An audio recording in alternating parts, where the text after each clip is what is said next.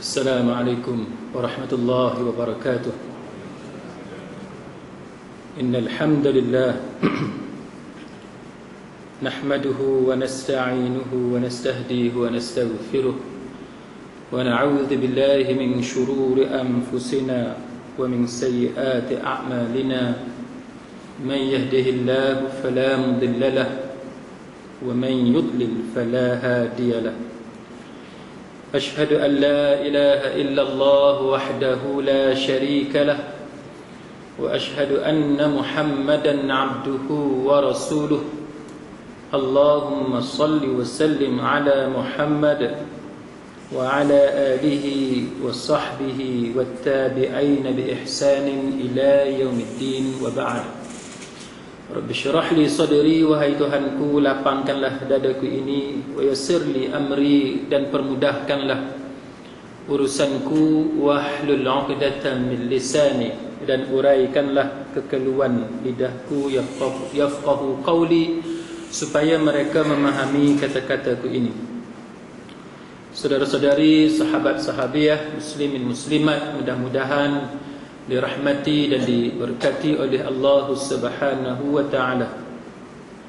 Pada malam ini kuliah pengajian undang-undang jenayah Islam, kita tak akan jadikan teks pengajian kita itu sebagai rujukan, sebab saya akan mengulas tentang isu berkaitan dengan akta hasutan yang diperbahaskan dalam beberapa hari ataupun beberapa minggu kebelakangan ini, berikutan tangkapan dan juga dakwaan yang dikenakan kepada beberapa orang, termasuk pensyarah universiti, aktivis, pemimpin-pemimpin tertentu.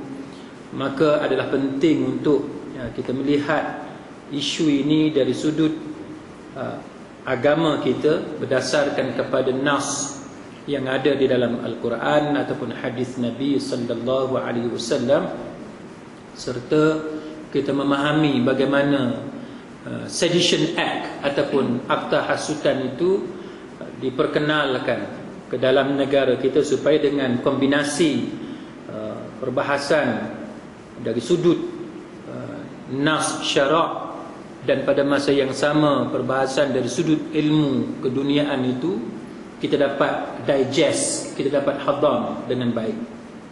Maka untuk memulakan perbahasan pada malam ini, saya ingin mulakan dengan hadis daripada Nabi sallallahu alaihi wasallam, an Abi Ruqayyah Tamim ibn Aus ad-Dari radhiyallahu anhu. Satu hadis yang mana datangnya daripada seorang sahabat, nama dia Abu Ruqayyah Tamim ad-Dari, yang mana nanti kita akan cerita sedikit latar belakang tentang Abu Ruqayyah ini. An Rasulullah sallallahu alaihi wasallam annahu qala ad-dinun nasihah, ad-dinun nasihah, ad-dinun nasihah. Qalu liman ya Rasulullah? Qala lillah wali kitabih wali rasulih wali a'immatil muslimin aw lil mu'minin wa ammatihim. Jadi Nabi kata agama itu nasihat, agama itu nasihat, agama itu nasihat. Nabi ulang perkataan itu 3 kali. Maka itu menunjukkan kepentingan ungkapan itu. Maka para sahabat tanya kepada Nabi kita sallallahu alaihi wasallam, liman, untuk siapa wahai Rasulullah? Maka Nabi jawab, untuk Allah, kitabnya, rasulnya, imam bagi orang-orang Islam ataupun orang-orang beriman, dan bagi kaum muslimin, bagi orang-orang Islam secara umumnya ataupun secara keseluruhannya. Jadi sidang hadirin mukminin, hadis ini saya tak akan bincang berkenaan dengan rantaian perawi dan sebagainya, tetapi hadis ini diriwayatkan oleh banyak imam-imam hadis, termasuk Imam Muslim, Al-Humaidi, Abu Daud, An-Nasai, Imam Ahmad, Ibn Hibban, Al-Baihaqi, At-Tabrani dan sebagainya, termasuk Al-Baghawi dan lain-lain. Dan hadis ini juga mempunyai syawahid daripada beberapa sahabat, iaitu daripada Abu Hurairah, daripada Ibnu Umar, daripada Ibnu Abbas dan sebagainya. Mana hadis ini didengar oleh beberapa sahabat yang lain, dan para ulama hadis menyatakan hadis ini adalah hadis yang sahih. Maka kita nak berkenalan sedikit dalam pengajian kita pada malam ini. Kita ambil kesempatan untuk mengenali siapa dia yang meriwayatkan hadis ini. Sebagaimana yang kita sebut tadi, nama dia Abu Ruqayyah Tamim Ad-Dari. Nama penuh dia iaitu Abu Ruqayyah Tamim bin Aus bin Kharijah bin Su'ud bin Jazimah Al-Lakhmi Al-Falastini Ad-Dari. Dia ni dulu seorang Kristian. Dulu dia adalah seorang Kristian ataupun Nasrani, dan dia adalah rahib ataupun ahli ibadah di Palestin pada masa itu. Sebab tu nama dia Al-Falastini Ad-Dari. Kemudian dia berpindah ke Madinah dan dia beriman kepada risalah yang dibawa oleh Nabi kita Muhammad sallallahu alaihi wasallam. Dia masuk Islam bersama-sama dengan saudara dia iaitu Nu'aim pada tahun yang ke-9 Hijri. Mana selepas Nabi pindah ke Madinah 9 tahun selepas itu, dia memeluk Islam dan dia duduk dia menetap di Madinah, sehingga kemudian dia berpindah ke Syam. Dan setelah berlakunya pembunuhan Khalifah Uthman bin Affan, jadi dia duduk di Madinah dan dia berpindah ke Syam bila berlaku pemberontakan dan berlaku perpecahan, pergeseran secara serius di kalangan orang-orang Islam. Maka dia mengambil keputusan untuk berpindah ke Syam, dan ketika berlakunya pembunuhan Khalifah Uthman bin Affan. Baik, Abu Ruqayyah ini, tuan-tuan sekalian, satu orang, kalau kita nak cakap dari segi fadilat, kalau tuan-tuan belajar hadis, termasuk tuan-tuan tengok dalam Al-Lu'lu' wal Marjan fi mattafaqa alaihi syaikhan imam al-muhaddisin, dia ada beberapa cerita tentang fadilat sahabat, kan. Nak cerita bahawa setiap sahabat ni dia ada keistimewaan dia yang tertentu. Maka Abu Ruqayyah ni, tuan-tuan, yang meriwayatkan hadis ni, dia satu orang yang terkenal dengan tahajud dia. Dia terkenal dengan tahajud dia. Satu benda yang ramai di kalangan kita yang mengabaikan ibadat ni. Tapi dia satu orang sahabat yang terkenal dengan tahajud. Fatahajjad bihi nafilatan lak, sebagai tambahan untuk kamu. Tahajud ni satu ibadat yang disyorkan oleh Al-Quran supaya kita buat sebagai tambahan kepada ibadat-ibadat kita yang lain. Yang kedua, Abu Ruqayyah Tamim Ad-Dari ini, dia terkenal dengan satu orang yang kerap khatam Al-Quran. Dia sangat mementingkan khatam Al-Quran. Jadi kita yang pertama, kalau boleh kita ikut amalan soleh dia, yang pertama kita kita melazimi dengan amalan tahajud. Yang kedua, kita melazimi juga dengan khatam Al-Quran. Kita baca Quran sampai habis, ulang balik sampai habis, ulang balik sampai habis. Kemudian muslimin muslimat sekalian, dia juga antara kelebihan fadilat dia yang diriwayatkan, dia pernah cerita tentang Dajjal kepada Nabi kita sallallahu alaihi wasallam. Nabi ambil benda yang dia cerita dan Nabi sampaikan kepada para sahabat di atas mimbar baginda. Maknanya, kalau sampai tahap Rasulullah ambil kisah yang Abu Ruqayyah Tamim Ad-Dari ni cerita kepada baginda, Nabi ambil cerita tu, Nabi ulang atas mimbar baginda, itu menunjukkan bahawa Tamim Ad-Dari satu orang yang sangat hebat. Dia bukan calang-calang orang, sebab benda yang dia cerita itu diambil oleh Nabi sallallahu alaihi wasallam. Jadi para sahabat, para ulama menyatakan bahawa kisah ini menunjukkan keutamaan beliau, fadilat beliau di sisi Rasulullah sallallahu alaihi wasallam. Dan juga Abu Ruqayyah Tamim Ad-Dari ini juga terkenal sebagai satu orang yang ikut berperang bersama-sama dengan Nabi sallallahu alaihi wasallam. Jadi dia terkenal dengan tahajud, dia terkenal dengan khatam Quran, dia terkenal dengan cerita dia yang dipakai, diterima dan disampaikan, diulang semula oleh Nabi sallallahu alaihi wasallam, dan dia terkenal sebagai satu orang yang bersama-sama dengan Nabi berperang pada jalan Allah Subhanahu wa taala. Kita ni kat mana tuan-tuan? Tak ada belaka. Kita ni tak ada belaka. Tahajud pun kita tak ada. Mungkin kalau ada pun segelintir sahaja. Khatam Quran pun kita boleh kata jarang. Kalau ada pun masa bulan Ramadan tu pun duk selalu miss. Bila ada majlis khatam baru kita join. Tak, khatam tak sebenarnya, tak khatam pun, tapi bila ada majlis khatam Quran kita pun join sekali. Yang ketiganya, cerita kita Nabi pakai ke? Tak, sebab kita tak hidup pada zaman Nabi. Dan yang keempatnya, perang bersama-sama dengan Nabi. Nabi dah tak ada, tapi bila orang berperang, kita duk hina orang yang berperang untuk menyelamatkan saudara kita yang sedang dibunuh saban hari di beberapa bumi, di beberapa wilayah yang ada dalam dunia kita pada hari ini. Jadi ini menunjukkan kepada kita bahawa betapa kalau kita nak compare, kita nak banding diri kita dengan seorang sahabat yang nama dia disebut tadi, Abu Ruqayyah Tamim Ad-Dari Al-Falastini ini, tuan-tuan sekalian, jauh. Sedangkan dia dulu asalnya Kristian, kan? Kita kalau kita nak kira, tuan-tuan sekalian, kita lebih baik daripada dia sebab kita lahir-lahir Islam dah. Tapi sebenarnya lahir-lahir Islam, tuan-tuan sekalian, tidak menjamin kita lebih baik daripada orang yang kita guna perkataan convert ataupun revert, kan? Kita panggil mu'allaf. Sebab mu'allaf ni tuan-tuan, para sahabat boleh kata majoritinya mu'allaf. Umar Khattab, Abu Bakar Siddiq dan sebagainya, semua tu mu'allaf kalau kita guna istilah mu'allaf. Tapi mereka jauh lebih baik daripada kita ni yang Islam, apa kita guna perkataan original. Lahir-lahir keluar daripada perut mak kita dah Islam. Tapi tuan-tuan sekalian, kita tengok sahabat-sahabat Nabi ni walaupun dia Kristian, tapi bila dia once dia masuk Islam, dia beriman, dia percaya sungguh-sungguh, dia yakin dengan risalah yang Nabi bawa. Dia bukan setakat hebat dari sudut ibadat pribadi dia, ibadat sendiri dia, ifradi dia, seperti tahajud, khatam dan sebagainya, tapi dia juga terkenal dengan pergi berperang dengan Nabi sallallahu alaihi wasallam. Kemudian Tamim Ad-Dari Al-Falastini ni juga tuan-tuan sekalian, sebab apa nama dia Falastini? Sebab dia duduk di Palestin. Dia asalnya tinggal di Palestin. Dia terkenal dengan satu orang yang pertama kali pasang lampu dalam masjid. Ni. Kita pasang lampu kan? Siapa orang yang mula-mula sekali pasang lampu dalam masjid?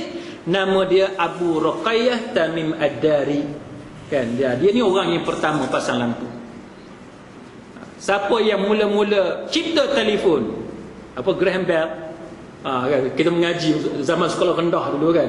Kalau orang tanya siapa mula-mula pasang lampu di masjid, nama dia ialah Abu Ruqayyah Tamim Ad-Dari, yang malam ni kita sebut hadis yang beliau riwayatkan daripada Nabi sallallahu alaihi wasallam. Selain daripada menjadi orang yang pertama menerangi masjid dengan lampu dia, Tamim Ad-Dari ni juga dikenali sebagai satu orang yang pertama kali membaca kisah-kisah dalam masjid. Bila dia bawa cerita sebagaimana yang kita cerita tadi, dia mengkisahkan tentang Dajjal, dia bawa cerita tentang Dajjal. Maka tuan-tuan sekalian, Nabi pakai cerita dia, maka dia satu orang yang bawa kisah, dia bawa cerita. Jadi orang yang pertama bawa kisah-kisah dalam masjid ini, dia bawa cerita, orang dia adalah Abu Ruqayyah Tamim Ad-Dari.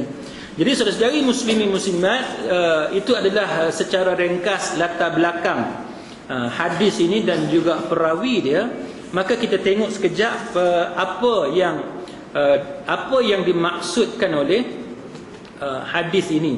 Dan saya takkan sebut secara panjang lebar sebab kita nak kaitkan dengan isu yang sedang berlaku pada kebelakangan ini, iaitu tentang Sedition Act ataupun Akta Hasutan. Baik. Perkara pertama dalam hadis ni timbul persoalan, sebab apa Nabi kata ad-dinun nasihah? Kan, agama tu nasihat. Sebab apa Nabi kata ad-dinun nasihah? Seolah-olah bila sebut nasihat tu dia mencakupi dah keseluruhan agama kita. Maka para ulama mengatakan bahawa ini menunjukkan bahawa keutamaan nasihat di sisi agama. Nombor satu. keutamaan nasihat di sisi agama. Yang keduanya, para ulama menyebut bahawa boleh kata keseluruhan agama kita ni dia adalah nasihat. Sebagaimana hadis yang berkaitan dengan manasikul hajj yang kita duk belajar ni. Sekarang ni musim haji kan, dah ramai dah orang pergi ke Mekah. Dan sekalian al-hajj Arafah kan, itu adalah iaitu haji itu ialah wukuf di Arafah. Nak cerita bahawa antara ibadat ataupun satu amalan yang sangat penting menjadi teras asas dalam haji ialah wukuf di Arafah. Dia ada kaitan yang macam tu. Itu menunjukkan bahawa keutamaan. Maka dia kata bahawa setiap amalan yang dilakukan tanpa disertai dengan ikhlas, maka tidak termasuk sebagai agama. Maka kewajipan kita ialah memberikan nasihat supaya manusia ini mengikhlaskan, mukhlisina lahuddin, mengikhlaskan diri dia kepada Allah Subhanahu wa taala dalam dia beragama. Baik, sidang hadirin mukminin, antara ulama yang mengulas tentang hadis ini, nama dia ialah Al-Imam Muhammad bin Nasr Al-Marwazi rahimahullahu taala, yang wafat ataupun meninggal pada tahun 294 Hijri. Dia kata apa? Dia kata nasihat ni, yang kata ad-dinun nasihah, dia kata nasihat ni dia ada dua. Yang pertamanya, nasihat tu adalah wajib, dia kata. Dan yang kedua, nasihat itu adalah sunat ataupun sunnah. Dia kata ada pun nasihat yang wajib itu untuk Allah, iaitu perhatian yang daripada yang sangat-sangat ditekankan daripada pemberi nasihat untuk mengikuti, untuk buat, untuk melaksanakan apa yang Allah Ta'ala suka, dengan melaksanakan semua kewajipan, dan dengan meninggalkan apa yang dibenci, apa yang dilarang oleh Allah Subhanahu wa taala. Itu hukum dia wajib. Nasihat yang sunat, apa dia? Iaitu mendahulukan perbuatan yang dicintai oleh Allah Taala daripada perbuatan yang dia sendiri cintai. Baik, dua benda ni. Yang pertamanya ialah nasihat tu wajib. Bila nasihat tu wajib? Apabila satu orang dia tak semayang, kita nampak dia tak semayang. Siapa dia yang tak semayang? Katalah ahli keluarga kita. Kita nampak dengan mata kepala kita sendiri yang anak kita tak semayang. Maka pada masa tu hukum dia bukan sunat. Dia tidak sunat. Dia jadi wajib kita tegur, kerana benda yang kita nampak tu dia ada kaitan dengan benda wajib atau benda haram. Satu orang dia buat satu benda yang melanggar hukum Allah Ta'ala, maka masa tu wajib kita nasihat dia. Ataupun kita tengok satu orang dia mengabaikan benda yang wajib ke atas dia, masa tu wajib kita tegur dia. Di sekeliling kita, kita tengok dalam masyarakat kita, contohnya kita nampak ada orang minum arak, kita tengok ada orang berpakaian yang menjolok mata, kita tengok dalam masyarakat kita, kalau sentuh babi, pegang babi, pegang anjing, sibuk keluar dalam Facebook, dalam TV. Tapi pegang perempuan hari-hari dalam TV tak apa. Saya kadang-kadang geli-geleman tengok TV3, tuan-tuan. Buka TV3, tengok ada drama kan. Kita bukan tengok sangat, sambil-sambil duk buat kerja, TV duk pasang. Tengok-tengok pelakon tu duk pegang hak perempuan. Kan? Duk pimpin perempuan, duk peluk, duk menangis dan sebagainya. Yang tu tak apa pula. Kan? Tak bising. Tapi kalau pegang anjing, pegang babi, tak apa sebut babi, bunyi kasar pula. Sebut khinzir lah, bunyi lembut sikit. Pegang khinzir, tuan-tuan sekalian, maka dia tu heboh dalam surat khabar, dalam online news dan sebagainya. Sedangkan kalau kita pegang mazhab Syafi'i sekalipun, tuan-tuan sekalian, pegang anjing kita boleh basuh 7 kali. Kalau pegang mazhab Syafi'i sekalipun, dia tak berdosa. Kita basuh tangan, selesai, khalas. Kan? Pegang babi tak berdosa, cuma kena basuh 7 kali. Itu saja, khalas. Tapi kalau pegang perempuan, adakah kena basuh? Tak ada, tak kena basuh. Tapi dosa tak? Dosa. Jadi yang mana lebih teruk? Pegang anjing ke pegang perempuan? Lebih teruknya pegang perempuan. Tapi bila pegang anjing, heboh dalam Facebook, heboh dalam TV, heboh dalam surat khabar. Tapi bila pegang perempuan yang hari-hari kita boleh tengok dalam TV kita, tuan-tuan sekalian, dia tak kalut yang tu. Jadi hak wajibnya ialah bila kita nampak kemungkaran berlaku depan kita, yang tu bukan sunat. Siapa yang nampak kemungkaran, dia tak cakap sedangkan dia mampu bercakap, hukumnya berdosa. Baik. Yang kedua, dia kata tadi ialah nasihat yang sunat. Nasihat yang sunat ni, tuan-tuan sekalian, ialah kita mendahulukan apa yang Allah Ta'ala kasih mengatasi apa yang kita kasih. Siapa yang kata ni? Imam Muhammad bin Nasr Al-Marwazi. Dia kata macam tu. Baik. Maka dalam masyarakat kita pada hari ini, dalam kehidupan kita atas dunia, tuan-tuan sekalian, kalau kita nampak satu orang, dia buat satu benda yang mana dia membelakangi benda yang Allah Ta'ala suka. Benda tu tidak wajib, benda tu tidak haram, tapi dia membelakangi. Ada benda yang lebih baik, yang patut dia buat, tapi dia tak buat kerana dia mementingkan diri dia. Benda tak wajib, tidak haram, tapi dia mementingkan diri dia. Maka kalau dia buat teguran yang tu, tuan-tuan sekalian, hukum dia sunat. Tuan-tuan akan tanya, contoh dia apa dia, ustaz? Contoh macam ni, tuan-tuan, kita tengok dalam masyarakat kita, ramai di kalangan kita ni yang kerap pergi buat umrah, kan? Ada orang tu tiap-tiap tahun pergi umrah. Pada masa yang sama, tuan-tuan sekalian, kita tengok di beberapa tempat dalam dunia ni, berapa ramai lagi orang Islam yang tak cukup pun nak makan. Tak cukup pun nak makan. Adakah berdosa dia pergi umrah tiap-tiap tahun? Dosa tak? Tak dosa. Dapat pahala tak? Secara umumnya, secara zahir dapat pahala, insya-Allah. Di sisi Allah Ta'ala dapat pahala. Tapi dari segi fiqh aulawiyat, yang kita belajar fiqh of priorities, Syekh Yusuf Al-Qaradawi, yang mana yang lebih Allah Ta'ala kasih?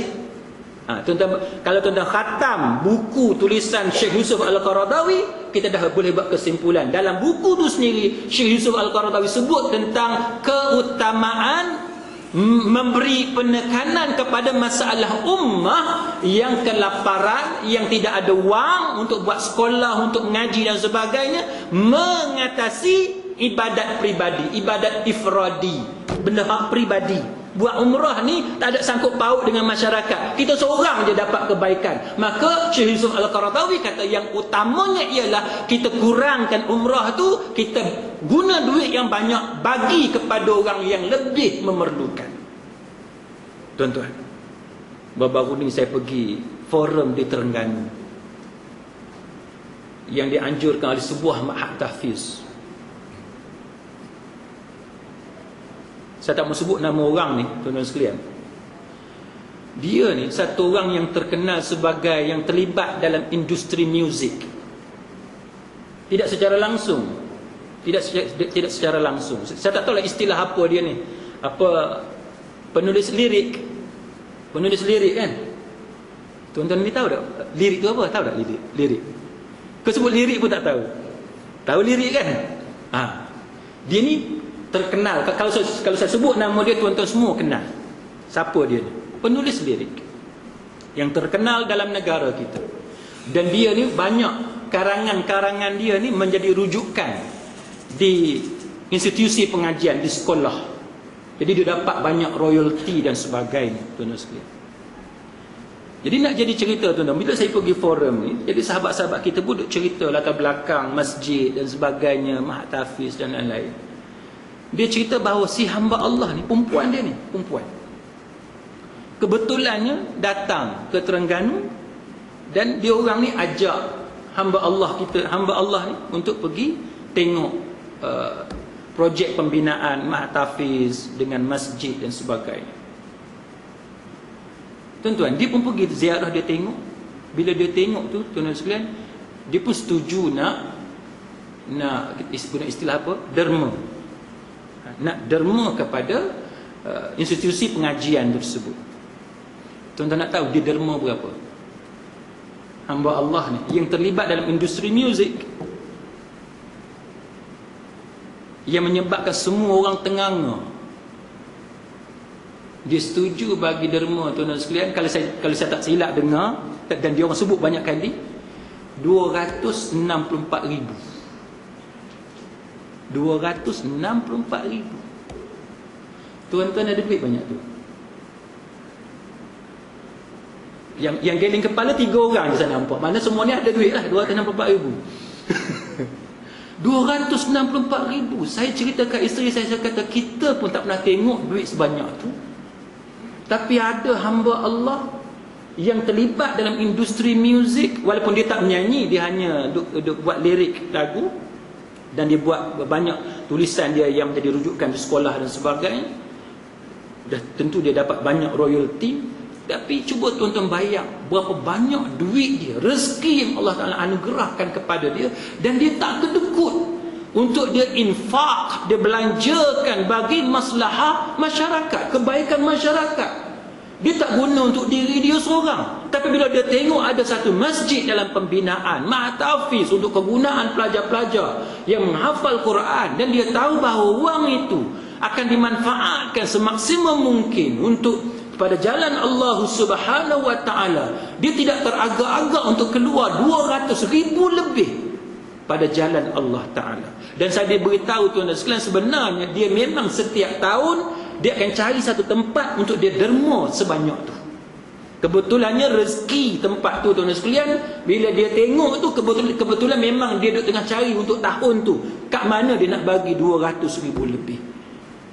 Jadi muslimat sekalian, nasihat yang kedua tu yang kata sunat hukum dia ialah, bila kita tengok satu benda dan kita tengok orang tu ataupun diri kita sendiri ataupun kaum keluarga kita sendiri mengutamakan diri kita dengan mengenepikan benda yang Allah Ta'ala lebih kasih, maka sunat hukum dia, tak wajib, tapi sunat hukum dia, kita bagi tahu dekat dia bahawa benda yang utama, yang lebih banyak pahala kalau dia nak buat, ialah dengan buat benda-benda yang macam ni. Contoh yang kita sebut tadi, kalau umrah, kita bagi tahu kat dia tak salah buat umrah, moga-moga dapat pahala, tapi ada satu benda lain yang lebih banyak pahala dia di sisi Allah Ta'ala, sebagaimana yang dibahaskan oleh para ulama, iaitu mengutamakan perkara yang lebih dicintai oleh Allah Subhanahu wa Ta'ala. Kita ada duit, kita nak beli kereta yang harga 400,000, boleh ke tak boleh? Boleh. Kita ada duit, kita nak beli kereta yang harga 2 juta, boleh ke tak boleh? Boleh. Tapi kalau kita boleh bagi nasihat dekat dia bahawa alangkah baiknya dengan wang yang sebanyak itu dia gunakan fi sabilillah, kesanggupan kita untuk pergi dekat dia bagi tahu bahawa ini yang benda yang lebih utama untuk dia buat, hukum dia sunat. Jadi muslimat sekalian, kenapa kita bercakap tentang akta hasutan malam ni? Sebab kita nak cerita benda ni. Apa kaitan akta hasutan dengan hadis yang kita baca pada malam ni tuan-tuan sekalian? Kaitan dia ialah nasihat, teguran. Sama ada teguran kita tadi termasuk dalam kategori yang pertama, iaitu hukum dia wajib kerana berlakunya perlanggaran benda wajib atau benda haram, ataupun yang keduanya, teguran kita tadi melibatkan perkara-perkara yang kita sebut mengenepikan perkara yang lebih Allah Ta'ala cintai berbanding dengan apa yang kita cintai. Yang macam saya buat teguran berkenaan dengan berkabung dalam khutbah saya baru-baru ni. Berkabung, kita duk tiru Belanda. Nak kata salah 100% tu tidaklah, tapi kita bimbang benda-benda macam tu boleh jadi tasyabuh. Kita dah ulas panjang lebar, tapi saya nak sebut sikit ya tuan-tuan. Tapi kenapa bila benda yang Nabi sebut supaya perempuan tidak bertabarruj di kubur semasa mengiringi jenazah, yang tu kita abaikan. Jadi yang mana kita utamakan? Belanda ke Nabi? Kita telah utamakan Belanda. Kita telah utamakan kehidupan masyarakat moden dengan tabik hormat, perbarisan tentera dengan kawat tentera dan sebagainya. Kita tiru sebiji sebagaimana Belanda lakukan, tetapi kita tidak laksanakan apa yang dicintai oleh Nabi sallallahu alaihi wasallam. Benda yang siapa yang kasih kepada Allah, fattabi'uni yuhibbukumullah. Siapa yang kasih kepada Allah, fattabi'uni, dia kena ikut Nabi sallallahu alaihi wasallam. Yuhibbukumullah, nescaya Allah Taala kasih kepada dia. Jadi kalau kita nak kasih Allah Taala, kita kena ikut ajaran baginda Nabi. Jadi muslimin muslimat sekalian, maka benda yang berlaku sekarang ni ialah benda yang berkaitan dengan akta hasutan. Bila kita bagi nasihat, kita bagi teguran terhadap perkara yang berlaku, maka nasihat yang kita buat, teguran yang kita buat akan masuk dalam dua kategori tadi. Sama ada nasihat kita tadi wajib kita bagi nasihat, ataupun jatuh pada kategori yang kedua, iaitu kita tidak wajib tapi sunat untuk kita bagi teguran. Apa dia muslimin muslimat sekalian? Apa dia akta hasutan sehingga menyebabkan beberapa orang kena tangkap, sehingga menyebabkan berlaku kekecohan dalam masyarakat kita dalam hal ini? Sidang hadirin mukminin, akta hasutan ni tahun berapa? Kalau tuan-tuan tengok akta hasutan tahun berapa, tuan-tuan tengok akta hasutan lepas tu 1948. 1948. Maknanya apa? Maknanya akta hasutan ni dia digubal pada tahun 1948. Bila dia dibuat pada tahun 48, maknanya apa? Maknanya dia dibuat sebelum tahun 57. Bila dibuat sebelum tahun 57, maknanya dia dibuat sebelum kita merdeka. Bila dia dibuat sebelum kita merdeka, maknanya apa tuan-tuan? Maknanya dia dibuat oleh kita atau oleh penjajah? Oleh penjajah. Penjajah kita pada tahun 48 siapa dia? British. Kenapa British yang menguasai negara kita pada masa itu, sidang hadirin mukminin, dia gubal undang-undang ni pada tahun 48. Walaupun selepas merdeka kita ada buat beberapa pindaan terhadap undang-undang akta hasutan ni, tapi dia dibuat pada mulanya pada tahun 48. Kenapa? Kerana British mau menyekat kritikan dan penentangan oleh masyarakat di sini dalam negara kita ini terhadap penjajahan yang dilaksanakan oleh British dalam negara kita. Maka dia buat akta hasutan untuk menutup mulut rakyat tempatan daripada bangkit menentang penjajah pada masa itu. Sebab kalau tuan-tuan belajar tentang bagaimana struggle, bagaimana uprising, bagaimana kebangkitan rakyat menentang penjajahan pada masa itu, kita tengok para cerdik pandai Melayu ataupun nasionalis pada masa itu, mereka menggunakan akhbar-akhbar dan sebagainya, dan juga perhimpunan dalam beberapa pertemuan untuk menentang penjajahan pada masa itu. Baik, sidang hadirin mukminin, maka apa yang berlaku, saya ambil beberapa contoh. Kalau tuan-tuan masih ingat, siapa yang pernah dikenakan tindakan di bawah akta hasutan? Antaranya Ketua Menteri Pulau Pinang, kan sekarang ni, Lim Guan Eng. Ustaz, tak apa ke sebut nama Cina dalam surau? Ni pun masalah juga tuan-tuan. Kita ni susah kalau orang bukan Islam masuk dalam surau dengan geng kita, tak apa. Tapi bila orang bukan Islam masuk dalam surau dengan geng orang lain, kita marah. Oh, tak boleh orang bukan Islam masuk dalam surau masjid, mencemar kesucian masjid dan surau. Ni pening kepala tuan-tuan. Jadi kita ni jangan keluarlah isu-isu yang macam ni. Yang penting kalau orang bukan Islam nak datang masuk dalam surau dan masjid, itu peluang kita, kan? Itu peluang kita untuk mendedahkan mereka kepada Islam. Baik.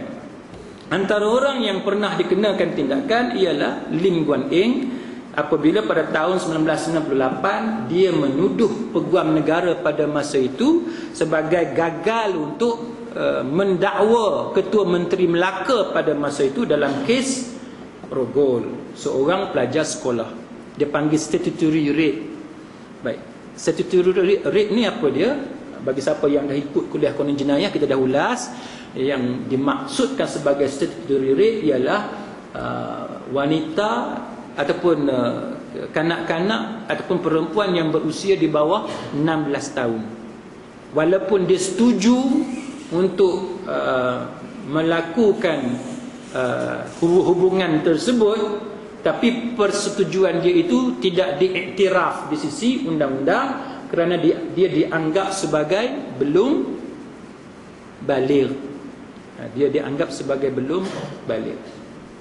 Maka bila dia berusia di bawah 16 tahun, walaupun kejadian tersebut suka sama suka, tetapi yang akan dikenakan tindakan hanyalah si lelaki sahaja. Nanti tuan akan tanya pula, Ustaz, kalau kita tak tahu macam mana? Badan dia besar, kan, nampak macam 20 lebih, tapi dia rupa-rupanya baru 15 tahun 11 bulan 29 hari. Tak cukup 16 tahun. Satu hari lagi tak cukup 16 tahun. Boleh tak kita kata lah, cincai lah lebih kurang, boleh tak? Tak boleh, dari segi undang-undang tak boleh. Walaupun tak cukup satu hari, dia tetap dikira di bawah 16 tahun. Maka ignorance of law is no excuse. Dalam undang-undang dia kata ignorance of law is no excuse. Kejahilan ataupun tak tahu tentang undang-undang itu tidak dimaafkan, tidak dikira sebagai alasan untuk melepaskan diri daripada hukuman. Baik. Jadi macam sebab tu di Amerika, tuan-tuan sekalian, ada satu dua kes yang melibatkan pelajar kita. Sebab Amerika, macam kita di Malaysia, kita boleh cam, kan? Budak yang bawah 16 tahun ni biasanya kita boleh cam. Tapi orang putih, tuan-tuan sekalian, walaupun dia 15 tahun, 14 tahun, kita tengok dia tu macam adult, macam dewasa. Jadi bila kita, na'udzubillah, tapi katalah ada orang yang mengadakan hubungan dengan perempuan kanak-kanak tersebut, walaupun dia nampak fizikalnya sebagai lebih daripada 16 tahun, tapi kalau terbukti dari segi dokumen rasmi bahawa perempuan itu sebenarnya di bawah 16 tahun, maka ignorance of law ataupun tak tahu itu tidak boleh dijadikan sebagai alasan. Sebab tu yang selamatnya siapa dia, tuan-tuan? Yang selamatnya orang macam kita yang tidak melakukan zina, kan? Tak payahlah nak cek-cek IC orang lain. Sebab apa? Sebab kita memang tak berzina. Sama juga, tuan-tuan sekalian, bila kita bercakap tentang orang yang keluar tengah malam, polis kat tengah jalan, pun tak berlaku pada kita. Sebab kita tak keluar tengah malam. Kita habis sembahyang isyak, kita ikut kuliah macam ni atau pada ceramah agama, habis-habis kita balik rumah tidur.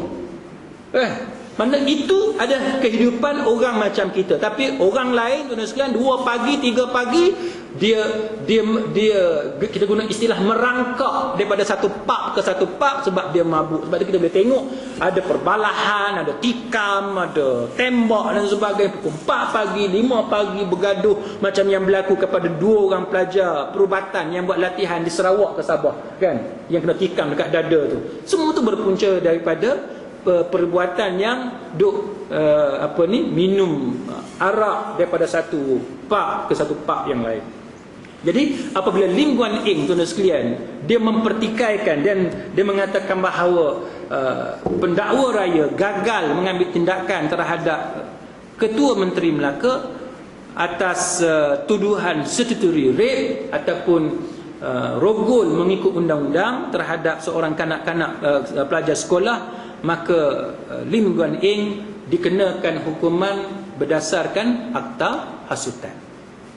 Baik, kenapa dia dikenakan tindakan di bawah akta hasutan ni, itu kita akan cerita lepas ni, tuan-tuan sekalian.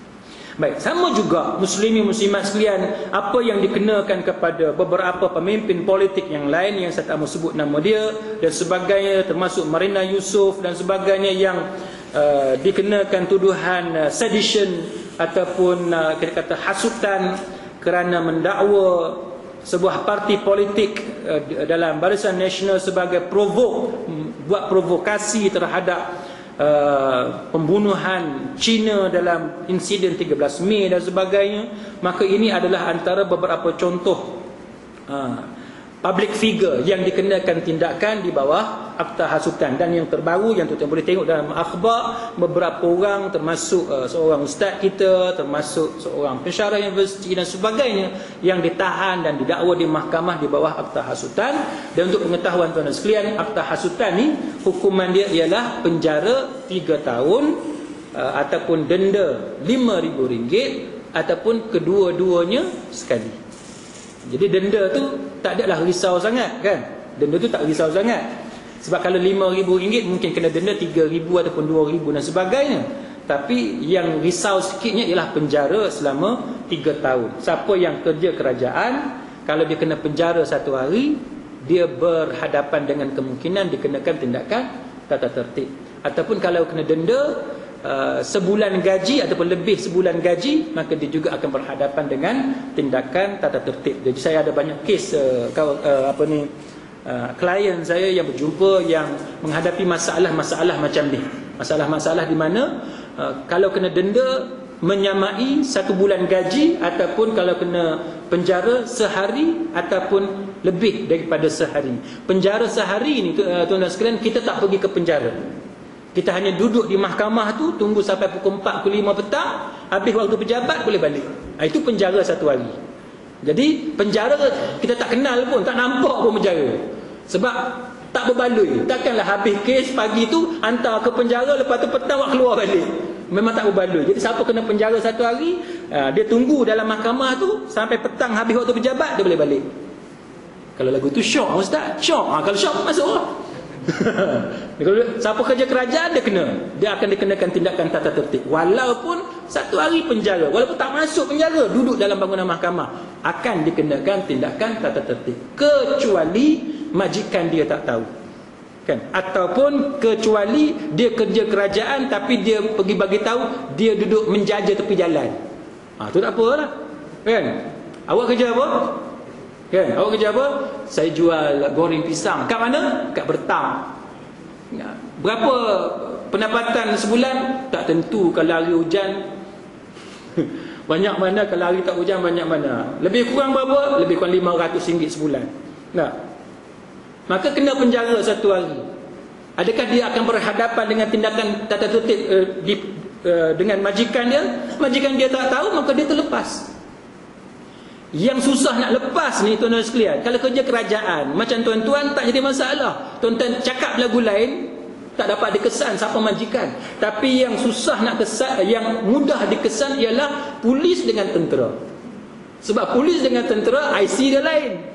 Dia bukan IC macam tuan-tuan. Yang tu nak kelentong tak boleh. Tengok IC polis.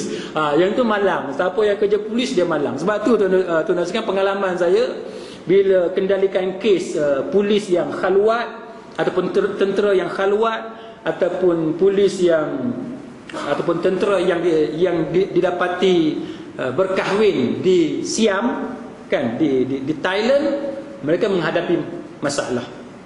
Tapi siapa yang menjadi cikgu, walaupun mereka juga kaki tangan kerajaan, siapa yang jadi cikgu, dia kebanyakan kes ni dia selamat.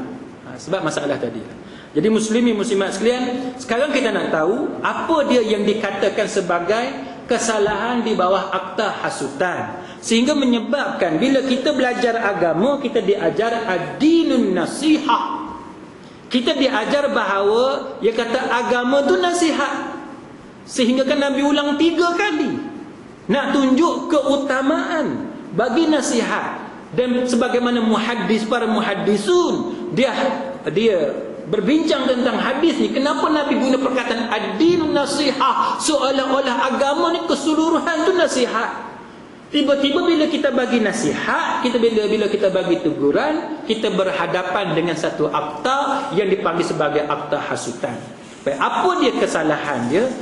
Tuan-tuan sekalian, antaranya ialah mengikut section 3(1) yang dikatakan sebagai those acts defined as having a seditious tendency are acts with a tendency. Yang kata kesalahan ni, kesalahan apa dia tuan-tuan sekalian? Perbuatan yang macam mana? Perbuatan yang boleh mendorong, cenderung ke arah apa? Antaranya ialah nombor 1, apa dia? To bring into hatred or contempt, or to excite disaffection against any ruler or against any government. Maknanya kalau kita buat satu benda yang boleh menimbulkan kebencian, ataupun yang menghina, kan? Siapa dia? Ruler ni siapa dia tuan-tuan sekalian? Ruler ni bukan pembaris, jangan salah faham. Tu ruler pembaris. Ruler ni Malay ruler ni bukan pembaris Melayu. Malay ruler ni sultan. Sultan. Jadi ruler ni, kalau tuan-tuan buat satu benda yang boleh dikira consider sebagai perbuatan yang boleh mendorong kepada membenci Raja Melayu, ataupun against any government, terhadap mana-mana kerajaan, maka itu antara kesalahan yang boleh didakwa di bawah akta hasutan.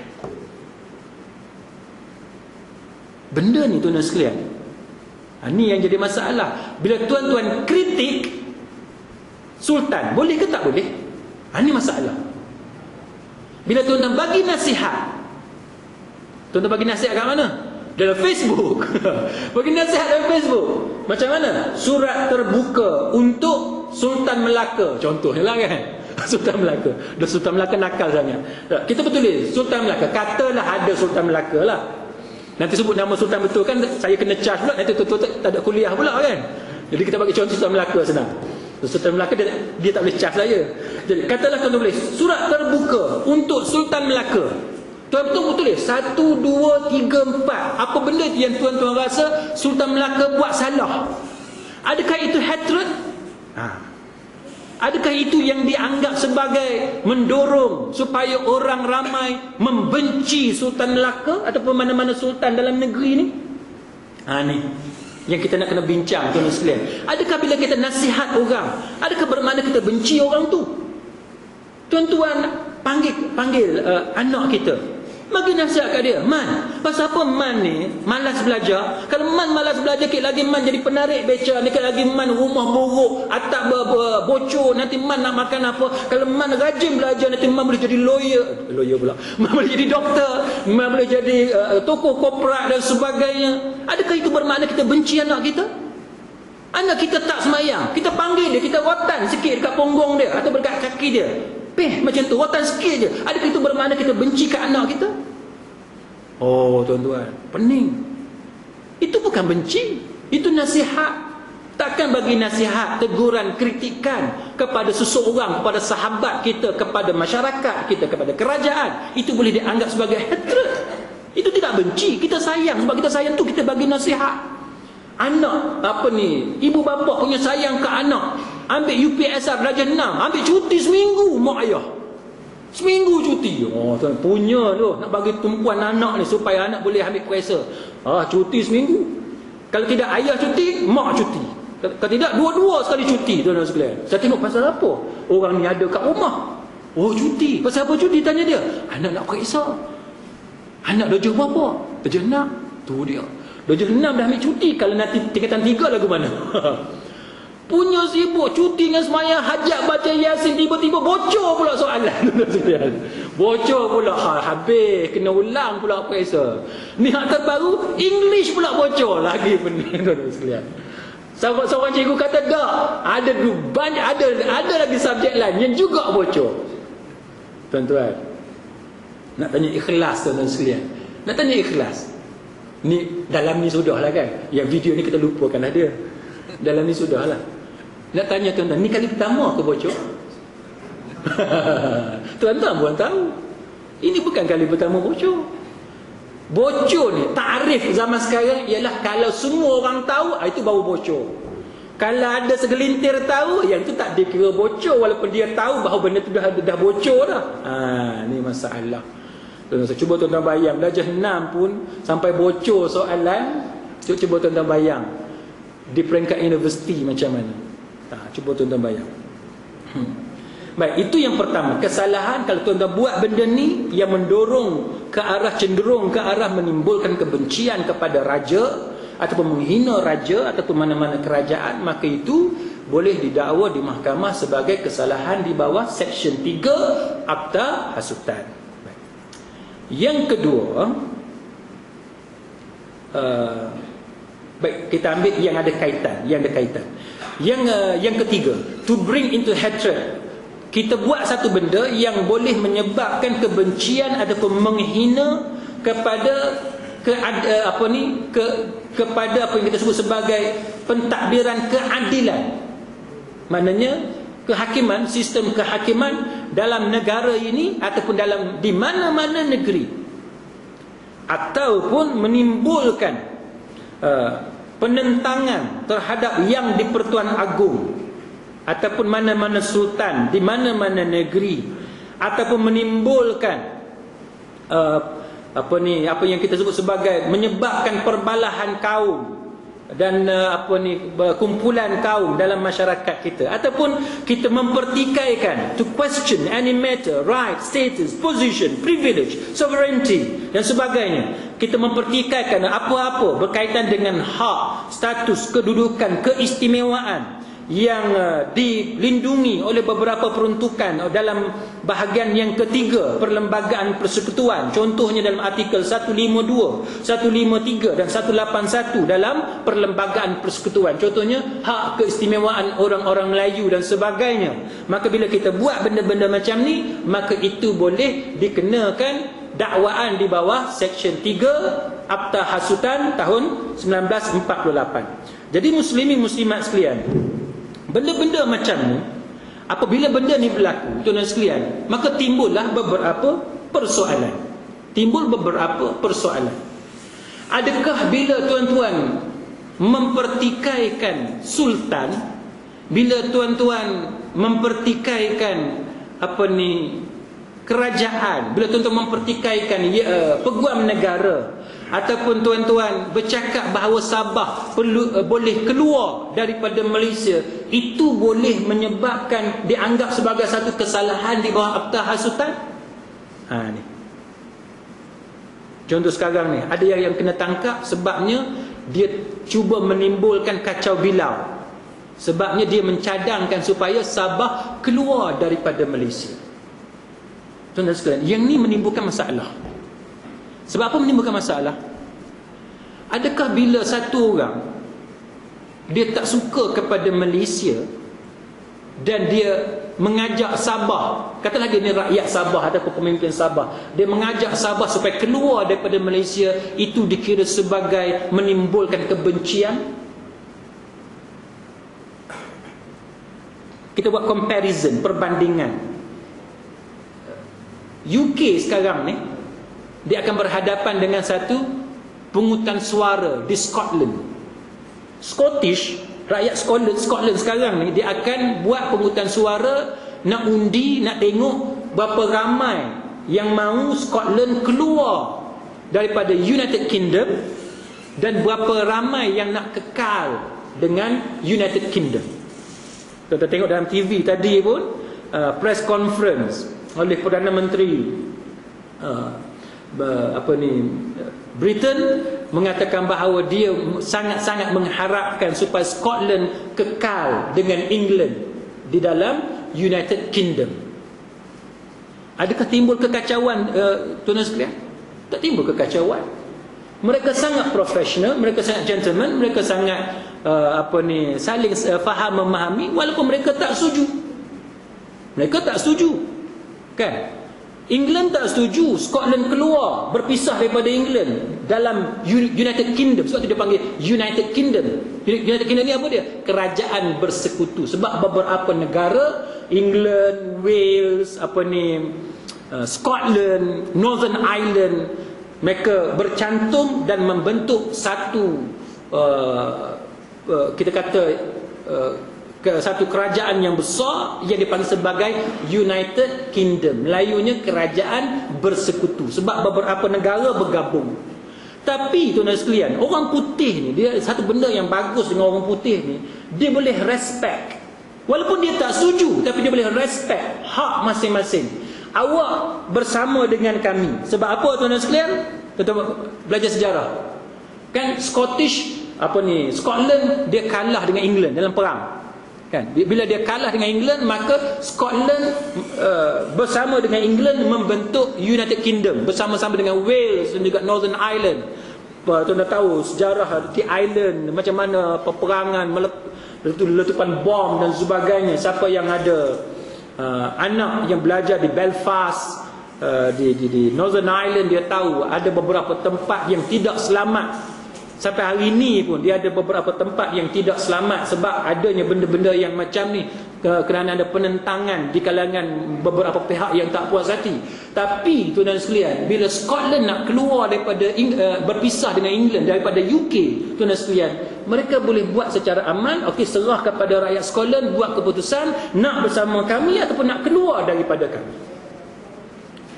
Kita tuan-tuan sekalian, Malaysia ni satu negara federation, kan? Federalism, iaitu persekutuan. Macam mana persekutuan? Semua negeri yang ada ni bercantum, bergabung membentuk satu negara yang kita panggil Malaysia.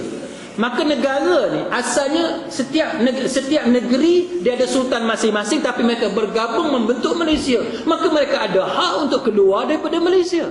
Tapi kalau kita bercakap bahawa negeri, satu-satu negeri, katalah Sabah, dia nak keluar daripada Malaysia, itu dianggap sebagai ancaman kepada negara. Ini masalah.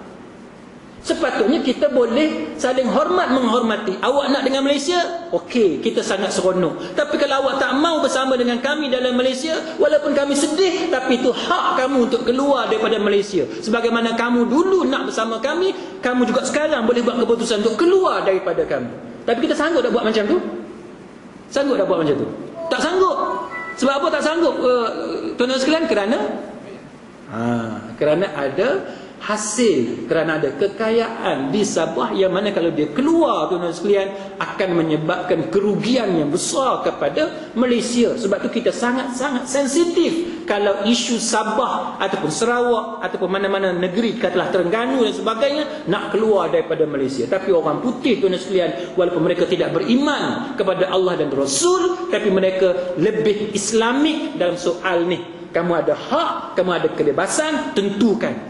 Kami kalau boleh tak mau kamu keluar. Tapi kalau kamu nak keluar, maka kamu kamu mempunyai hak untuk menentukan masa depan kamu. Tuan-tuan boleh tengok perbahasan di Parlimen Scotland. Saya masa di UK, tuan-tuan suka duduk tengok perbahasan Parlimen Scotland, England dan sebagainya, macam mana dia berbahas dan disiarkan dalam TV, tuan-tuan sekalian. Mereka berbahas tentang baik buruknya kalau Scotland berpisah. Jadi kita ni, tuan-tuan sekalian, kalau boleh kita ada benda-benda yang macam ni supaya setiap pihak saling hormat menghormati, dan jangan kita anggap itu sebagai menimbulkan kebencian. Sama macam peguam, tuan-tuan sekalian, peguam. Kalau dia nak setuju dengan semua benda yang hakim kata, buat apa ada peguam? Tapi setengah hakim dia tak boleh kalau peguam bantah dia. Dia anggap itu sebagai contempt of court. Ni payah. Kalau lagu tu tak payah ada peguam. Tujuan ada peguam supaya peguam ni boleh tahu, boleh point out apa dia hak anak guam dia, dan dia boleh highlight, boleh bagi tahu, submit kepada mahkamah, bagi tahu ini dia hak anak guam saya, apa dia 1, 2, 3, 4, yang mana yang hakim buat ni tak betul, maka yang betulnya macam ni, macam ni. Adakah itu dianggap sebagai contempt of court? No, itu bukan contempt of court, itu bukan menghina mahkamah. Itu adalah untuk dengan tujuan untuk lead mahkamah supaya akhirnya mahkamah boleh buat judgement penghakiman yang betul. Tapi setengah hakim dia sensitif. Dia tak boleh kalau kita point out, kalau kita tunjuk dekat dia ni kesalahan dia, dia sangat-sangat sensitif. Sama juga kalau peguam sampai lambat, tak boleh, itu menghina mahkamah. Kalau hakim lambat tak apa. Masalah kan, siapa yang ada kawan-kawan peguam dia tahu. Tunggulah kita sampai pukul 10, pukul 11, hakim lambat keluar. Nak buat macam mana? Dah kita mentimun. Kita durian golek atas kita sakit, kita golek ke arah durian pun kita sakit. Susah tuan-tuan sekalian. Baik. Jadi itu antara masalah dia. Kemudian muslimat sekalian, kemudiannya teguran kepada raja, teguran kepada sultan. Setengah pihak, tuan-tuan sekalian, mereka berpendapat bahawa kita tak boleh menegur sultan secara terbuka. Tak boleh tegur pemimpin secara terbuka. Mereka berpegang kepada hadis yang mana Nabi suruh kita pegang tangan tu, bawa dia satu tempat, okey, bagi tahu ni 1, 2, 3 apa dia. Dia bagi nasihat. Jangan secara terbuka. Muslimat sekalian, adakah itu cara yang betul yang difahami oleh para salafus soleh? Adakah itu cara yang betul? Kalaulah semua sahabat Nabi menegur khalifah, pemimpin pada masa itu dengan cara bersendirian, takkan ada riwayat yang sampai dekat kita yang mana sahabat lain dengar. Macam mana Umar Al-Khattab berbeza pendapat dengan Abu Bakar Siddiq. Tuan-tuan belajar contoh paling mudah, tuan-tuan belajar ulumul Quran. Kan, ulumul Quran, macam mana kemudian Quran ni nak dibukukan. Tuan-tuan belajar macam mana perdebatan antara Umar Al-Khattab dengan Abu Bakar Siddiq. berkenaan dengan penentangan riddah pada zaman Abu Bakar Siddiq. Maknanya tuan-tuan sekalian, apa dia? Bantahan Umar Al-Khattab itu di hadapan sahabat-sahabat Nabi yang lain, di depan khalayak. Bagaimana Umar Al-Khattab ditegur oleh rakyat dia, sampai kisah tu kepada kita. Maknanya apa? Makna Umar Al-Khattab tidak ditegur bersendirian, tapi Umar Al-Khattab ditegur di khalayak. Bukan saja Abu Bakar, bukan saja Umar Al-Khattab, Uthman juga ditegur dia di khalayak. Ali radhiyallahu anhu juga ditegur di khalayak. Tiba-tiba ada beberapa orang yang cuba mempromosikan bahawa hadis ni menyatakan bahawa kita kena pegang tangan pemimpin kita, bawa tempat jauh daripada orang ramai, jangan bagi dia malu, jangan bagi orang tahu. Tegur dia senyap-senyap. Tuan-tuan sekalian, kita tak nafi, ya, hadis tu kita terima, tapi hadis tu menunjukkan salah satu daripada cara untuk menegur pemimpin, bukan the only way, bukan solely cara dia macam tu. Kita wajib mula dengan lembut. Nak tegur orang ni wajib mula dengan lembut. Bila mula dengan lembut tak pakai, kita ada pelbagai cara, termasuklah di khalayak. Maknanya orang ramai tahu apa yang dia buat tu salah. Sama juga muslimin muslimat sekalian, saya minta maaf ambil masa sedikit. Sama juga tuan-tuan sekalian, teguran terhadap sultan. Teguran terhadap sultan. Adakah bila kita tegur sultan itu dianggap sebagai hatred? Itu dianggap sebagai kita cuba mempengaruhi orang ramai supaya benci kepada sultan? Tak. Tuan-tuan baca dalam Sedition Act, Akta Hasutan, pengecualian, exception. Yang dia bagi apa? Dia exception, pengecualian dia. Tuan-tuan sekalian, dia kata apabila ruler tu, Raja Melayu ataupun sultan itu, dia misled.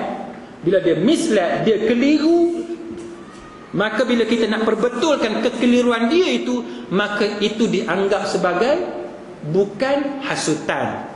Maknanya tak boleh dituduh di bawah Akta Hasutan. Jadi bila kita nak tegur sultan, contohnya dalam masalah Menteri Besar Selangor, kan, adakah itu dianggap sebagai cuba menimbulkan kebencian rakyat kepada sultan? No. Kita nak bagi tahu kepada sultan bahawa apa yang dia buat itu adalah satu kekeliruan. Sebab apa tuan-tuan sekalian? Sebab kalaulah sultan boleh minta 2 nama ataupun nak lebih 2 nama, kan? Ada yang patuh, yang bagi 3 nama, ada yang bagi 1 nama. Maka sultan kata, engkau tak faham kedua? Tak. Dua lah dia kata, nak lebih 2 nama. Lebih 2 nama berapa? 3. Bergaduh bab tu. Bila bergaduh bab yang macam ni, tuan dan sekalian, maka timbul persoalan, adakah sultan ataupun yang di Pertuan Agong boleh minta 2 ataupun 3 nama ataupun beberapa nama untuk pemilihan menteri besar? Kalaulah benda itu dibolehkan, muslimin muslimat sekalian, ini bermakna bahawa yang di Pertuan Agong pun, jikalau parti yang mendapat majoriti, katalah UMNO, dia nak lantik Perdana Menteri sekarang, Datuk Seri Najib sebagai Perdana Menteri, Agong pun boleh kata, aku nak lebih 2 nama sebagai Perdana Menteri. Adakah dia buat macam tu? Tak buat macam tu. Jadi apa yang berlaku sekarang ni, tuan-tuan sekalian, dia tidak ada presiden. Dia tidak ada presiden. Maka ada teguran, kritikan kepada sultan bahawa apa yang sultan lakukan itu adalah di luar daripada bidang kuasa sultan. Sultan telah keliru. Jadi adakah bila kita buat kritikan itu bermakna kita mendorong orang ramai supaya membenci sultan? No. Kita bagi tahu, kita bagi nasihat dekat dia bahawa dia telah keliru. Sama juga dengan perkara-perkara lain, muslimin muslimat sekalian, anak-anak sultan bermaharajalela buat maksiat, gambar-gambar mereka disebarkan, ditunjuk, dikongsi dalam Facebook dan sebagainya, maka kita buat teguran. Adakah bila teguran yang kita buat itu menggambarkan kita membenci sultan ataupun keluarga sultan? Tidak. Kita buat teguran, kita bagi nasihat kerana dianjurkan dalam agama supaya marra'a minkum munkaran, bila kita tengok sesuatu kemungkaran, kita akan mencegah kemungkaran tersebut daripada berlaku dalam masyarakat kita pada hari ini. Jadi muslimin muslimat sekalian, secara kesimpulannya, apa yang berlaku pada hari ini adalah hasil daripada kekeliruan masyarakat terhadap undang-undang yang ada, khususnya di kalangan pihak yang berkuasa dalam menguatkuasakan undang-undang tersebut. Kalau kita tengok tuan-tuan sekalian, Imam Asy-Syafi'i rahimahullahu ta'ala, dia kata dekat Abu Musa, dia kata, wahai Abu Musa, dia kata, kalaulah dia kata dalam masalah perbezaan pendapat antara kita ni, dia kata, itu tidak menghalang kita daripada menjadi bersaudara. Walaupun kita tak boleh sepakat dalam sesuatu masalah. Nak tunjuk kepada kita muslimin muslimat sekalian bahawa para imam zaman dulu, termasuk Imam Asy-Syafi'i, dia tidak sependapat dengan beberapa orang yang faqih dalam agama pada zaman dia, yang hidup sezaman dengan dia. Tetapi tidak sependapat dalam beberapa perkara.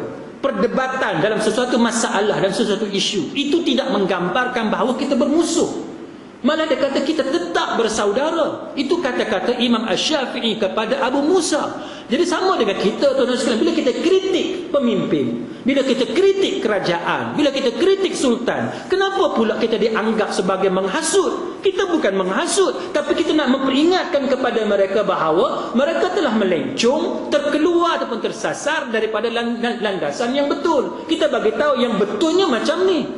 Apa yang kamu buat sekarang ni adalah salah. Sama sebagaimana bila Lim Guan Eng menegur peguam negara kerana tidak berjaya menangani isu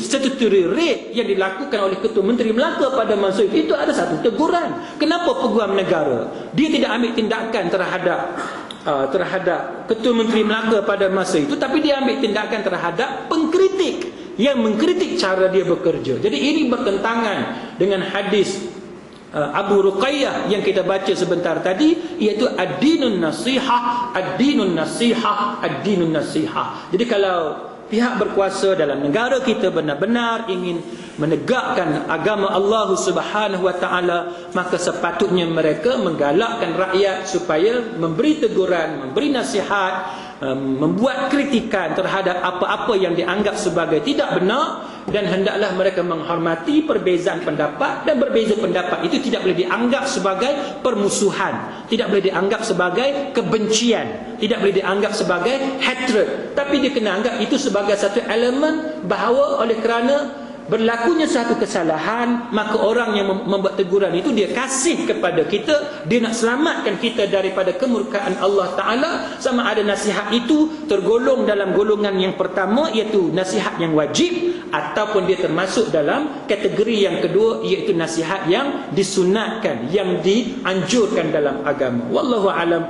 Aqulu qawli hadza wa astaghfirullahal azim li wa lakum. Wassalamu alaikum warahmatullahi wabarakatuh.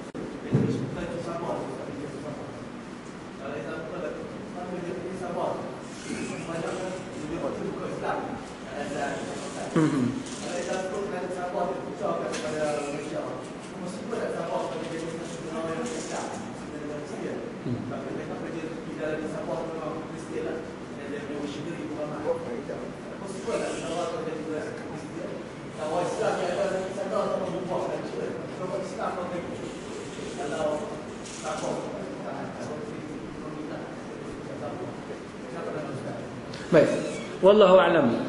Soalannya ialah Sabah ni satu negeri, ini benda sensitif, tak apalah kita bincang.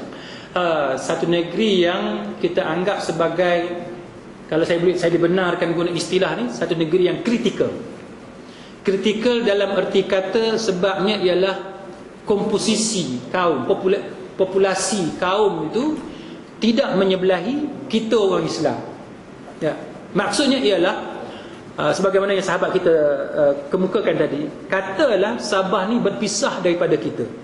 Sabah berpisah daripada kita, apa yang akan berlaku kepada Sabah? Berkemungkinan Sabah akan menjadi satu negeri yang tidak lagi dikuasai oleh orang Islam. Betul tak? Baik, cerita dia sama sebagaimana Sudan. Sama sebagaimana Sudan. Sudan sekarang ni beberapa sahabat dan juga kawan kita bagi tahu kepada saya dan sekalian, bila mereka berada di Sudan, Sudan sekarang ni dah jadi dua negara. Dah jadi dua negara. Satu Sudan Utara, satu Sudan Selatan. Sudan Utara dikuasai oleh orang Islam sebab majoriti dia orang Islam. Sudan Selatan ni dikuasai oleh orang Kristian. Masalahnya, tuan-tuan sekalian, ialah minyak Duduk kat mana? Minyak di Sudan Selatan. Jadi kekayaan negara itu berada di tangan orang Kristian. Itu yang jadi masalah. Baik. Jadi hadirin mukminin, jadi timbul masalah sekarang ni ialah apa yang patut kita buat. Nombor satu, saudara sekalian, nombor satunya ialah kita diperintahkan supaya berlaku adil. Kita diperintahkan supaya berlaku adil. Berlaku adil dalam arti kata kita bukan saja wajib berlaku adil kepada orang Islam, tapi kita juga wajib berlaku adil kepada orang bukan Islam. Sebab tu dalam sejarah Islam, kalau tuan-tuan tengok, orang bukan Islam lebih suka berada di bawah pemerintahan kerajaan Islam berbanding dengan pemerintahan kerajaan mereka sendiri. Tuan-tuan baca, ikuti sejarah Andalusia contohnya, Spanyol, kan? Macam mana Islam boleh menang di Spain dalam kisah Andalusia ni? Macam mana tentera Islam boleh menang? Selain daripada soal strategi peperangan yang dimiliki oleh tentera Islam, yang keduanya, antara faktor yang keduanya kita baca, kita akan dapati rakyat yang beragama Kristian memberi sokongan kepada tentera Islam. Sebab tentera Islam ni terkenal sebagai tentera yang sangat adil, dia tak buat zalim. Berbanding dengan raja Kristian yang menguasai Spain pada masa itu, yang menzalimi rakyat dia sendiri. Sama juga tuan-tuan baca kisah bagaimana Yahudi di Eropah, mereka bila mereka ditekan, dibunuh di benua Eropah, mereka lari ke beberapa tempat, termasuk mereka lari ke Afrika Utara, termasuk di sekitar kalau tuan-tuan tengok Afrika tu, bahagian utara Afrika, mereka lari ke situ sebab Afrika Utara dia dekat dengan Eropah. Mereka lari ke Afrika Utara kerana kerajaan Islam yang menguasai Afrika Utara tidak berlaku zalim kepada orang-orang Yahudi. Sebab tu orang Yahudi, tuan-tuan sekalian, kita ingatkan kepada Zionis yang ada sekarang di Israel, supaya ingat kepada bagaimana budi yang telah ditaburkan oleh orang-orang Islam sehingga menyelamatkan keturunan mereka dahulu, sehingga sekarang ni jumlah mereka ramai, tuan-tuan sekalian, walaupun mereka dibunuh begitu ramai, ada yang kata 2 juta, 6 juta dan sebagainya, tapi mereka dilindungi oleh orang-orang Islam. Jadi itu antara sikap orang Islam, iaitu bagi perlindungan kepada orang bukan Islam. Dalam negara kita sekarang ni, tuan-tuan sekalian, benda yang sama berlaku. Kita diperintahkan supaya berlaku adil kepada orang bukan Islam. Baik, katalah tuan-tuan sekalian, kita khawatir. Kita khawatir kalau kita lepaskan Sabah, dia akan jadi macam Singapura. Dia akan jadi macam Singapura. Tuan-tuan sekalian, sekarang kita nak tanya, semasa Sabah dengan kita, apa yang kita buat untuk jadikan Sabah sebagai sebuah negara yang suka kepada kita? Apa yang kita buat? Kenapa dia nak keluar daripada kita? Apa isu dia? Apa isu dia? Tuan-tuan tunggu jawapan saya ke tuan-tuan tak tahu? Isu dia apa? Isu sama. Apa yang sama, tuan-tuan sekalian? Soal kekayaan negeri. Betul tak? Hasil bumi, betul tak? Satu negeri yang kaya, tapi negeri itu miskin. Itu yang berlaku di Scotland. Siapa yang pernah pergi UK, cuba tengok. Tuan-tuan pergi kat UK, tuan-tuan tengok jalan-jalan raya di England. Tuan-tuan banding jalan raya yang ada di Scotland dengan Wales, dengan Northern Ireland. Cuba tuan-tuan banding. Kemudahan-kemudahan yang ada di England dengan kemudahan yang ada di Scotland, di Wales dan sebagainya. Cuba tuan-tuan banding. Wales sangat teruk. Wales yang paling teruk, tuan-tuan sekalian. Sehingga kan kalau tuan-tuan cakap dengan orang putih kat sana, mereka sebut bagaimana mereka benci kepada English. Welsh ni dan Scottish dan Irish, tuan-tuan sekalian, mereka tak suka, mereka sangat benci kepada English. Orang Inggeris mereka benci. Sebab apa? Inggeris ni mereka kata bukan saja kejam, membunuh, merosakkan mayat askar-askar yang terbunuh masa mereka berperang dengan England dulu. Tapi mereka kata sampai sekarang ni England tidak berlaku adil kepada negara, kepada Wales, kepada Scotland dan kepada Northern Ireland.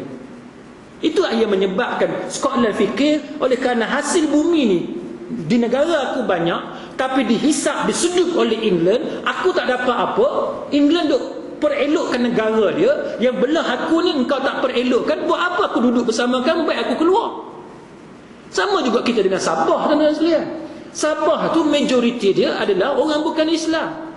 Bila Sabah nak keluar daripada Malaysia, kita kata, oh nanti Sabah akan jadi negeri Kristian, negara Kristian. Oh ini akan menjadi macam Singapura. Okey, oh bila bab ni kita takut. Tapi masa Sabah dengan kita, tuan-tuan sekalian, kita berlaku adil tak kepada Sabah? Berlaku adil tak kepada Sabah? Kita ambil kekayaan dia, tapi kita tak salurkan kekayaan kepada Sabah sebagaimana yang sepatutnya. Kenapa pemimpin hidup dalam keadaan mewah, tetapi rakyat duduk dalam keadaan miskin? Kenapa hasil kekayaan tak sama sebagaimana apa yang kita nampak depan mata kita?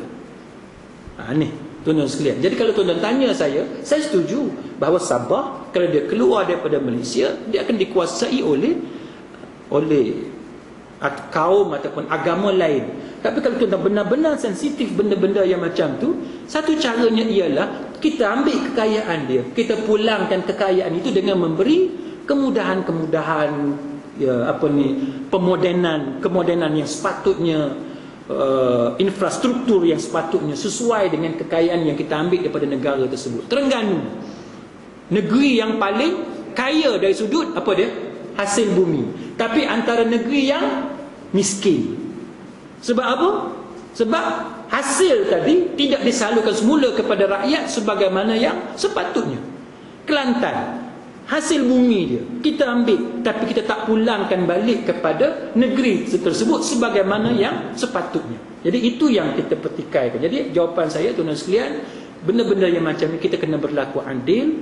Maka bila kita berlaku adil, sudah tentu Yahudi akan suka kepada kita sebagaimana ada Spain, ada sebagainya, sebagaimana Kristian pada zaman dahulu mereka suka kepada kerajaan Islam.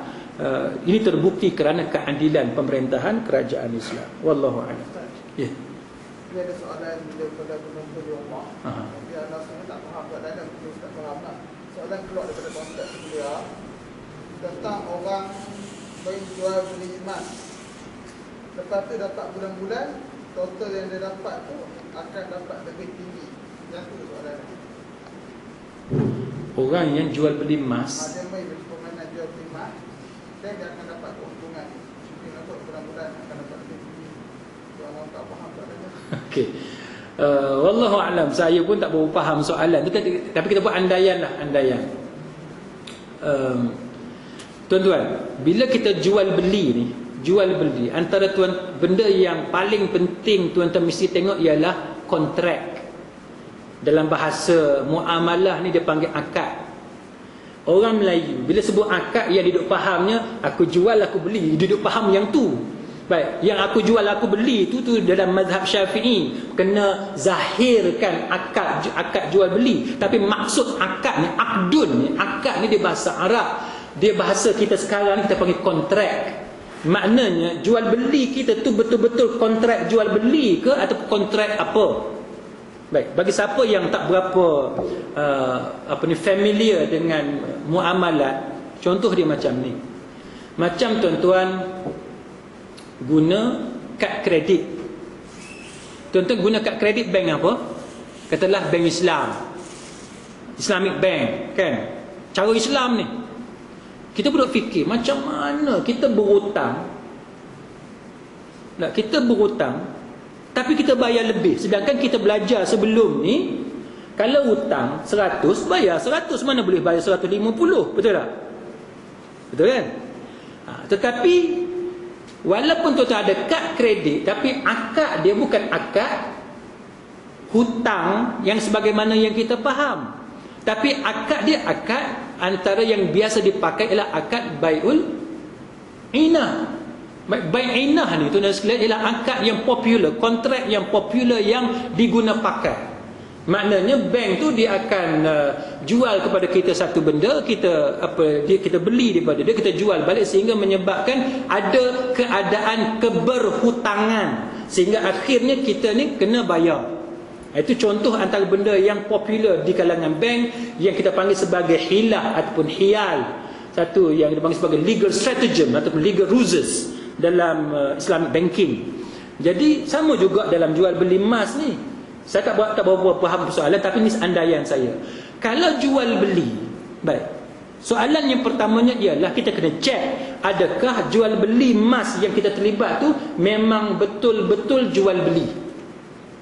Kalau dia betul-betul jual beli, maka boleh tak kita jual lebih mahal daripada harga kita beli? Boleh tak? Boleh tak? Boleh, tak jadi masalah. Tak jadi masalah. Tuan-tuan beli kereta, kan? Beli kereta, tapi kereta ni jarang lah boleh jual lebih mahal. Tapi contoh, tuan-tuan beli kereta, tuan-tuan beli kereta, katalah kereta tu tuan boleh dapat beli murah. Pasal apa? Beli dekat England, kan? Murah macam kereta saya tu, tuan-tuan tahu harga berapa? Oh, ni sebut rahsia pula kan. Kereta saya tu, tuan-tuan sekalian, saya beli kalau duit pound 2,600 pound. 2,600 pound ni masa saya beli tu lebih kurang RM11,000. Kereta apa Ustaz? Tu kat luar, tu. Bukan. Yang ni Proton. Satu lagi. Jadi tuan-tuan sekalian, yang tu RM11,000. Katalah saya dapat beli dengan harga RM11,000. Bawa balik ke Malaysia dengan campur teks apa semua sekali, katalah dekat-dekat RM30,000. Contoh. Boleh tak saya jual kereta saya tadi RM40,000, untung RM10,000, boleh tak? Boleh, tak jadi masalah. Itu yang kita panggil meniaga. Kalau meniaga tak untung, siapa nak meniaga? Betul tak? Tuan-tuan, modal jual nasi lemak berapa? Katalah modal jual nasi lemak RM2 contohnya. Tak boleh jual lebih RM2. Nak jual RM4 tak boleh, kena jual RM2 juga. Siapa nak meniaga? Jual modal tak ada. Sebab tu saya cukup benci, minta maaf lah saya sebut, cukup benci kalau orang meniaga dia kata, oh ni tak boleh jual ni, tu harga modal dia kata. Ni harga modal dah dia kata ni, RM2 ni harga modal, kalau saya jual RM1.80 dah rugi saya, dia kata. Tentu logik tak orang meniaga dia nak jual kat kita harga modal? Logik tak? Tak logik. Meniaga bila dia nak jual, dia mesti jual untung. Cuma profit margin dia besar ke kecil, itu sahaja. Jadi kalau tuan-tuan tanya saya, jual beli apa sekalipun, adakah boleh kita jual lebih mahal daripada harga kita beli? Jawapan dia boleh, dan itu memang tujuan untuk kita meniaga. Satu. Yang kedua, jual beli emas ni, saya tak berapa faham soalan tu, tapi ni andaian saya. Katalah tuan-tuan jual beli macam ni. Tuan-tuan beli emas tu belum jadi hak milik kita, kita terus jual. Itu hak jadi masalah. Itu jadi masalah. Sebagaimana setengah orang kita, dia beli tanah tu belum lagi jadi milik dia, dia terus jual tanah tu. Ini masalah. Itu masalah. Macam mana? Contoh, tuan-tuan beli emas ataupun beli tanah, belum lagi menjadi milik. Bagi siapa yang tak nampak, saya permudahkan cerita macam ni. Tuan-tuan beli emas, bila emas tu akan jadi milik tuan-tuan? Bila? Dari tangan. Bila tuan-tuan dapat emas lah, betul tak? Betul? Ni tuan-tuan nampak? Faham kan? Ataupun tuan-tuan minta wakil tuan-tuan pergi ambil emas tu. Tuan-tuan nampak kan? Nampak kan? Jadi kalau orang tu dia jual emas, dia tak bagi emas tu dekat kita, lengkap tak jual beli tu? Lengkap tak? Tak lengkap. Tak lengkap jual beli tu. Dia akan jadi baik adam, baik makdum. Baik makdum ni maknanya jual beli benda yang tak ada. Ataupun benda tu ada tapi tak ada di sisi kita. Tak boleh.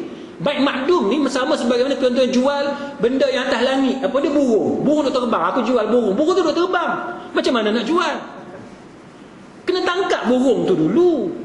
Kena tangkap burung tu lah. Ayam. Jual ayam. Ayam kan ayam hutan. Dia duduk berlari dari hutan. Mana boleh? Tangkap ayam tu dulu. Boleh serah dekat pembeli, baru boleh jual. Benda yang duduk bebas macam tu tak boleh jual. Sama dengan jual beli tanah.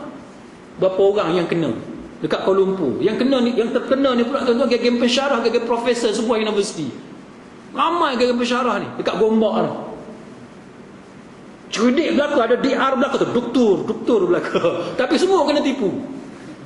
Doktor apa? Tapi nak buat macam mana doktor bidang kita yang bab tanah kita jahil, dia jadi lagu tu. Orang yang jual tanah ni, dia beli tanah orang kampung. Nama tak tukar lagi. Nah, dia bagi deposit. Dia beli banyak lah, habis tanah orang kampung dalam tu, dekat Sungai Pusu, tuan-tuan, Sungai Pusu, Gombak kan, belah-belah belakang UIA tu. Dia beli habis tanah orang kampung, katalah berapa ekar dia beli. Dia bayar penuh tak harga tanah? Tak, dia bayar deposit je. Kadang-kadang deposit pun tak bayar lagi, dia bayar earnest money. Tahu earnest money? Tahu earnest money kan? Ni pun dapat 5 orang je nampak tahu. Earnest money ni bahasa Melayu kita duit tanda jadi. Yang 10% tak bayar lagi, baru bagi 1,000 je. Baru bagi duit tanda jadi je. Ada ke tanah dia dah. Dia pun buat plan lebih kurang apa semua, tunjuklah dekat geng-geng pensyarah. Geng-geng pensyarah doktor-doktor belaka, tapi dah doktor bidang lain. Doktor bab teologi. Bab akidah, bab usuluddin, tapi tak kerti apa tentang land law, tentang undang-undang tanah. Kena tipu atas darat, orang Melayu kata. Kena tipu atas darat. Tunjuk tanah kat mana ni tanah dia. Daripada sini sampai pokok, daripada pokok ni sampai pokok ni. Ni doktor punya, ni doktor punya. Okey, jadi. Beli tuan-tuan. Bayar earnest money, bayar deposit, lepas tu bayar hak balance. Habis bayar semua. Bila time nak buat tuan-tuan sekalian, baru pergi tengok betul-betul. Nombor 1 apa dia? Tanah doktor tadi. Bukan tanah yang atas darat tu. Tanah dalam payung. Tu dia. Yang broker tunjuk ni, yang kat broker yang claim diri dia sebagai tuan tanah ni, dia tak tunjuk tanah yang hak nampak tanah tu, dia tak tunjuk hak dalam paya tu. Ni yang kita kata benda gharar, yang tidak sah dalam jual beli. Jadi muslimin muslimat sekalian, boleh tak kita beli satu benda yang bukan kita jual satu benda yang bukan milik kita? Tak boleh. Jadi kalau pihak yang bertanya, dia tanya jual beli emas, yang saya duk faham ada beberapa orang di kalangan kita yang duk buat, yang benda tu belum lagi menjadi milik dia secara sempurna, yang tu dia kena berhati-hati, kerana kita bimbang dia termasuk dalam muamalah yang batal. Wallahu a'lam. Panjang pula jawab. Boleh kita berhenti setakat tu?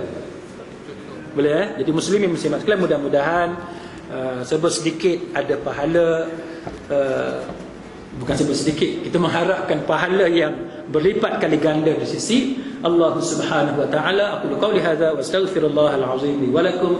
Wassalamu alaikum warahmatullahi wabarakatuh.